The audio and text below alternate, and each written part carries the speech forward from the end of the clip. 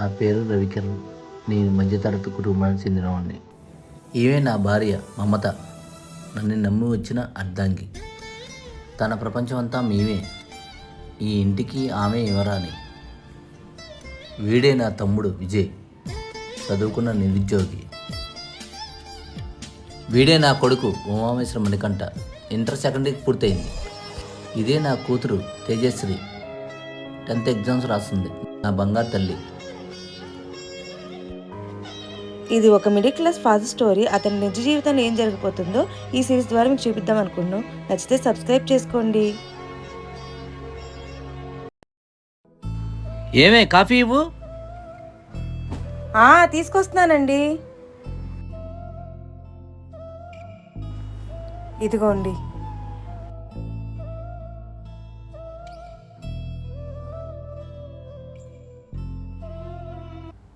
ఈ రోజైనా తమకు శాలరీ పడుతుందా లేదా? ఏంటో నా జీతం కోసం నాకన్నా మీరే ఎక్కువ ఎదురు చూస్తున్నారు. ఈఎంఐ కట్ అయిన తర్వాత నేనే తీసుకొచ్చిస్తాలే. సరే, టిఫిన్ చేసి వెళ్ళండి. అయితే టిఫిన్ నువ్వు చేసే, నేను బయట తింటా. ఏమిటో రోజు ఇలా టిఫిన్ బయట చేస్తే ఎన్ని డబ్బులు ఖర్చు అవుతాయి, ఆరోగ్యం కూడా దెబ్బతింటది. టీవీ చెడిపోయి 2 నెలలు అయింది. ఈ నెలైనా టీవీ కొంటారా లేదా?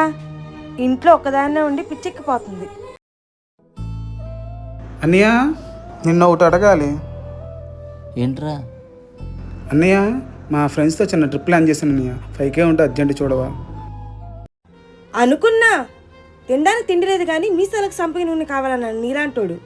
జాబ్ చూసుకోకుండా ఇప్పుడు ట్రిప్లో అవసరమా? ఇప్పుడు అన్ని డబ్బులు నాకు ఎక్కడి నుంచి వస్తాయి? ఎప్పుడు ఏది అడిగినా లేదంటే వచ్చి. టీవీ చెడిపోయి 2 నెలలు అవుతుంది. ఇంట్లో బోర్ కొట్టి చస్తున్నా. ఇక్కడ నాకేమో టీవీ దికాణం లేదు కానీ నువ్వు ఊరేగడానికి డబ్బులు కావాలా నాయనా? టీవీ లేకపోతే ఏముంది వదిన, ఫోన్ చూసుకోవచ్చుగా. ఆహాహా, నువ్వు చెప్పలేదని మీ అన్నయ్య ఇన్కమింగ్ అవుట్ గోయింగ్ కాల్స్ తప్ప కనీసం నెట్ బ్యాలెన్స్ కూడా వేయించలేదు. ఎప్పుడో ఒకసారి డబ్బులు అడిగితే డబ్బులు లేవంటాం. మీ ఆవిడ టీవీ కొనిపించుకో. ఎందుకే ఆడితే అలా మాట్లాడతావు? వాడికి మనం తప్ప ఎవరు ఉన్నారు? ఇప్పుడు నీకు సంతోషమేనా టీవీ తీసుకున్నందుకు? సంతోషమేనండి, డబ్బులు ఇవ్వన్నారు కదా. టీవీ ఎలా తీసుకున్నారు?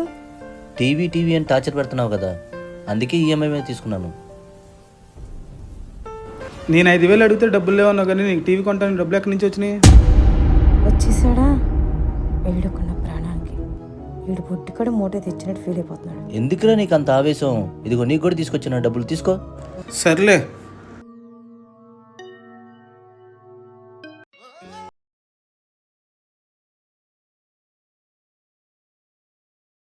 టీవీ చెడిపోయి 2 నెలలు అవుతుంది. ఎప్పుడు ఏది అడిగినా లేదంటే వచ్చి.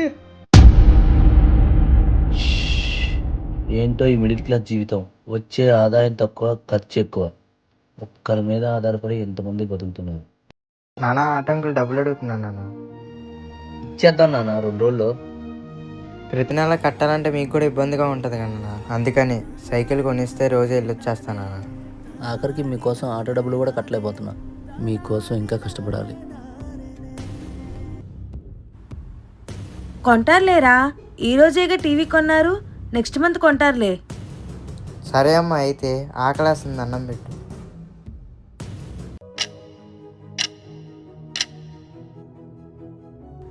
ఏంటినా ఇంత టైం అయినా ఇంటికి రాలేదు? ఫ్రెండ్స్తో తాగేసి ఊరి మీద ఊరేగుతున్నాడు. వచ్చినా చూసుకుందాం.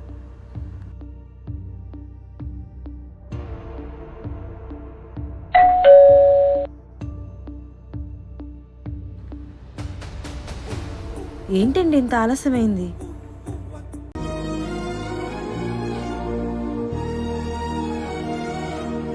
ఇదిగోండి వాటర్. అయినా ఎందుకు ఇంత ఆలస్యమైంది?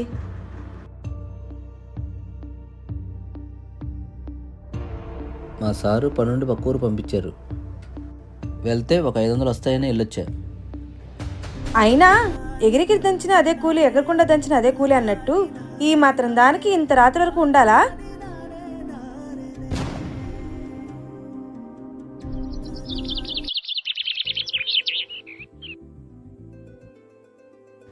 మా ఉప్మా చేసావా?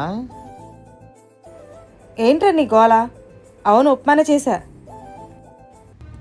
ఎందుకమ్మా నాన్నతో అస్తమానం గొడవ పడతావు? ఏంట్రా వాగుతున్నావు? నువ్వు నాకు చెప్పేంత పెద్దవాడు అయ్యావా? అయినా నేను చేసే పనులు మీకు కనబడతాయి కానీ మీ నాన్న చేసే పనులు మాత్రం నీకు కనబడవే. పాప నాన్న అలా అలసిపోయి ఇంటికి వస్తే నువ్వు అలా మాట్లాడటం, నాన్న నువ్వు కాపాడటం ఇంకెవరు అర్థం చేసుకుంటారమ్మా? ఈ మాటలకేం తక్కువ లేదు, నోరు మూసుకుని టిఫిన్ చేయి. ఒరేయ్, నాన్నకి ఫోన్ చేయపోయావా? ఇంతవరకు ఇంటికి రాలేదు. ఉండమ్మా, చేస్తాను. మీరు కాల్ చేస్తున్న నంబర్ మా నెట్వర్క్ పరిధిలో లేదు. అమ్మ, డాడీ ఫోన్ స్విచ్ ఆఫ్ అని వస్తుందమ్మా. స్విచ్ ఆఫ్ అనొస్తుందా? ఇంట్లో ఒక తుంటుంది, దానికి ఫోన్ చేసి చెప్పాలని బాధ్యత కూడా లేదు మీ నాన్నకి. అరే ముంబై గెలిచిద్దిరా. అరే ఒక్క నిమిషం ఆగరా. అరే మా అన్నయ్య ఫోన్ వచ్చింది, ఒక్క నిమిషం రా. అన్నయ్య. ఎరా ఎక్కడున్నా? అన్నయ్య ఇక్కడే ఉన్నాను, బయట ఉన్నాను మా ఫ్రెండ్ వాళ్ళ ఇంటి దగ్గర. ఏం లేదురా, నేను పెద్ద తిరుపతి వెళ్తున్నాను క్యాంప్ పని మీద. అలాగే దర్శనం చేసుకొని వచ్చేస్తాను, వదినకి చెప్పు. సరే అన్నయ్య. అరే మర్చిపోబాకు, మళ్ళీ కంగారు పడిపోద్ది. ఇప్పుడు ఆమెకు అంత అర్జెంట్ చెప్పాలేంటి, తర్వాత చెప్పచ్చులే. ఒరేయ్, మీ బాబాయ్ వచ్చాడు, వెళ్ళాడుగు. సరేనమ్మా. బాబాయ్, నాన్న నీకేమైనా కాల్ చేశారా? ఇంకా ఇంటికి రాలేదు? చేశాడురా, నేనే చెప్పడం మర్చిపోయా.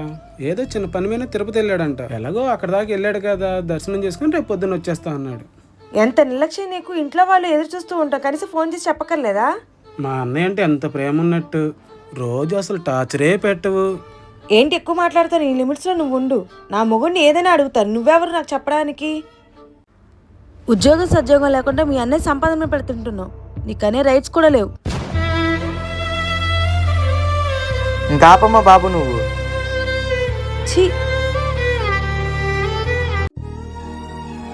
మమతా, మమతా.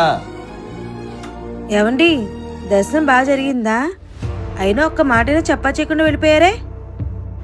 వాడికి చెప్పమని చెప్పానే, చెప్పలేదా? విజయేడి?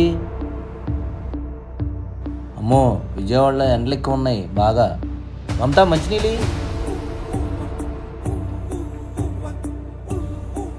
ఎండలు బాగా ఉన్నాయి, పిల్లల్ని బయటికి పంపించి బాగు. సరే గాని సడన్గా గుండెందుకు చేయించుకున్నారు? మనస్సేం బాగాలేదే, ఏదో సమస్య వస్తుంది. ఎలాగో అంత దూరం వెళ్ళాను కదా, స్వామివారిని దర్శనం చేసుకొని మొక్కు తీర్చుకొని వచ్చాను. ఎన్నిసార్లు అడగాలి విజయేడి? అబ్బాయి ఏంటండి మీ గోళ విజయ్ విజయ్ అని? మీకు తన మీద బాధ్యత ఉంది కానీ తనకి మీ మీద బాధ్యత లేదు. ఏంటి మళ్ళీ ఏం జరిగింది? వాడిని ఏమైనా తిట్టావా? అంతే, ఎంతసేపు నన్ను తప్పు పట్టడం తప్ప మీ తమ్ముడు చేసే పని కనబడవా? వాడేం చేశాడు? అదిగో వచ్చాడుగా, మీరే అడగండి. ఎరా ఏం చేసావు? మీ వదిలేంటి అలా మాట్లాడుతుంది? మీ తమ్ముడేం చెప్తాడు, నేను చెప్తా. ఇంట్లో వాళ్ళు ఎంత టెన్షన్ పడ్డా ఈయనకు అనవసరం. మీరు ఫోన్ చేసి మరి ఇంట్లో చెప్పమని చెప్పారు కదా, ఈయన చెప్పడం కూడా చెప్పలేదు. అంత పనే ఉంది ఈయనకి. ఇంత బాధ్యత లేకుండా ప్రవర్తిస్తావు అనుకోలేదురా. ఇప్పటి నుంచి నీకు నరకం ఏంటో చూపిస్తా. ఇంట్లో నుంచి ఎలాగైనా బయటికి పంపిస్తా. నాటేంటో నీకు చూపిస్తాను.